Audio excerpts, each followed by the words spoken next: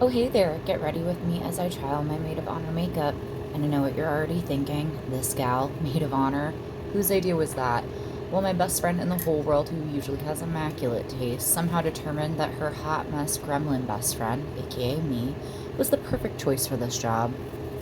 And well, I'd do anything for that woman, including all the unsung duties of being a maid of honor, like hair and makeup. But at my heart of hearts, I am a thrifty, and by thrifty, I mean cheap lady. So even on special occasions like a wedding, I'm usually just gonna do it myself. Which brings us back to this chaos. As you can see, I am just cruising on autopilot here, test running what the bride and I have lovingly dubbed the retro neutral look, which is just essentially my everyday makeup turned up to a 10. And as you're gonna see, that's basically just, neutral eyes, kind of a neutral peachy pink lip, light contour, and then a more dramatic winged eyeliner. Very mod inspired, you feel me? Very flattering to most, if not all, face types, including mine. It's also a look I've personally been vibing since about 2016 when I was a junior in college and still hip with the makeup trends. Now, not so much. Now I'm a mom who's living on a winged eye and a prayer, and I still know my order of operations, sort of, for applying. And I'm not too bad at eyeshadow, liner, that kind of thing, but everything else, vibes. Straight vibes, and a prayer to whomever the heck may want to take pity on my poor soul. Hence why we are now practicing our makeup before the big day, really nailing down our technique, getting our products straight, yada yada yada.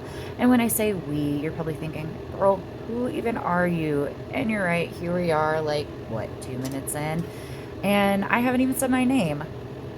It's Delaney. Nice to meet ya. I'm a Midwestern mom whose chaotic brain and quirky sense of humor have sustained me through 31 years of life and counting. The last 2 years in particular have been extra chaotic, really pushing me to my limits as a partner, mom, friend, and just overall human being.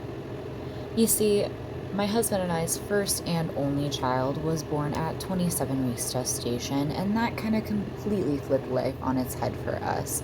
If you're curious why he was born early, the short answer is I contracted what is called HELP syndrome. And unfortunately, to resolve HELP syndrome and the mother not, well, die, the baby has to be born. So, born he was.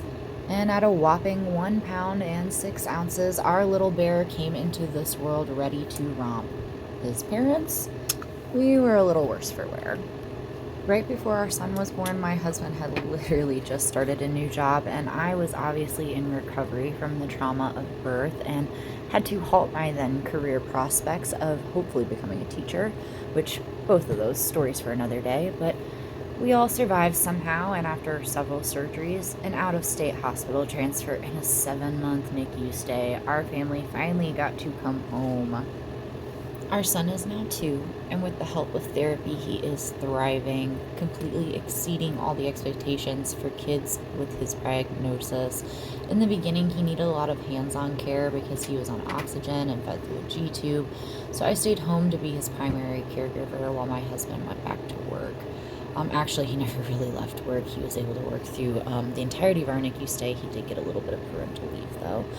Again, all this stuff I'll probably touch on in a later video, but suffice it to say now and always, he is just an amazing kid who brightens every room that he is in, and we are so lucky that he is healthy and happy and doing so well. As you can imagine, though, an experience like that changes a person, makes you lose yourself a bit as you slip into survival mode, not to mention the typical trials of new parenthood and the shifts in identity that come with all that. But now that the dust has begun to settle, I'm really learning who I am again. And day by day, I'm remembering that at my core, I'm just a girl who loves to create, to sing, to draw, to play with colors both on my face and on the canvas.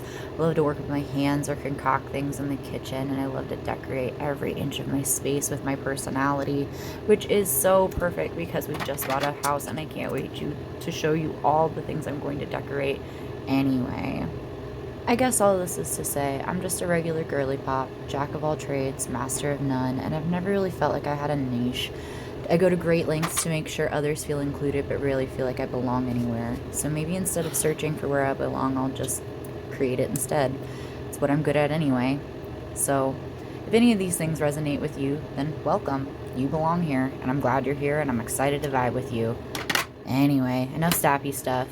The finished look is coming up here shortly. Like I said, very wearable, neutral, daytime glam. I'm going to pair it with some loose curls, I think. Let me know if you have any suggestions of future looks I should try or products that I may need to do that should be lifesavers. I tried to show you everything I used along the way, but goodness knows I probably missed some stuff. Anyway, I hope you had fun. Here's the end of the look. Hope you like it.